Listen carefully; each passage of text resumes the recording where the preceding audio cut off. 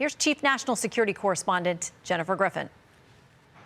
The Pentagon is sending the USS Tripoli, a Marine amphibious ready group, and the 31st Marine Expeditionary Unit with about 2,500 U.S. Marines to the Middle East. The Tripoli is stationed out of Japan and would take about 2 weeks to arrive in the Gulf. The Pentagon has a plan to keep the Strait of Hormuz open, but it is slow-going work suppressing the threat posed by Iranian drones, fast boats, and mines. 2 oil tankers, one of them U.S.-owned, were hit by Iranian explosive-laden boats and drones near the Iraqi port of Basra this week. Iran has attacked 16 commercial ships since the war began.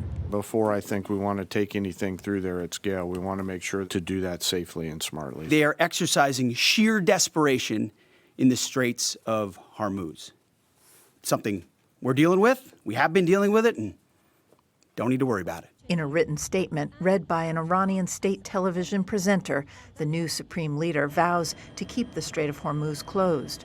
Iran has long relied on an asymmetric naval threat, a tactic it relied on during the tanker wars in the 1980s, during the Iran-Iraq War.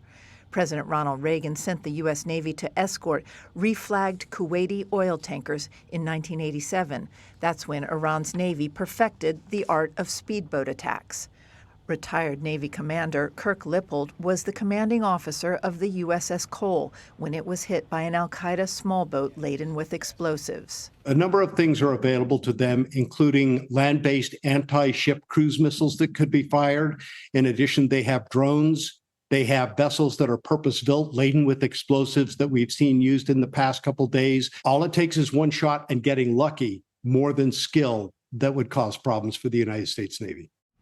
Any naval officer concerned about keeping the strait open will remember May 17, 1987, when 37 American sailors were killed on board the USS Stark, a Navy-guided missile frigate sent to escort tankers in the Persian Gulf after an Iraqi warplane mistook it for an Iranian ship. Shannon. All right, Jen, thank you for the report, but don't go anywhere. We want you to stand by for a minute, and I know you're not going to love this, but we want to congratulate you, Jennifer, on receiving a First Amendment award from the Radio Television Digital News Association. This award celebrates efforts to promote responsible journalism and preserve the constitutionally guaranteed rights to do so.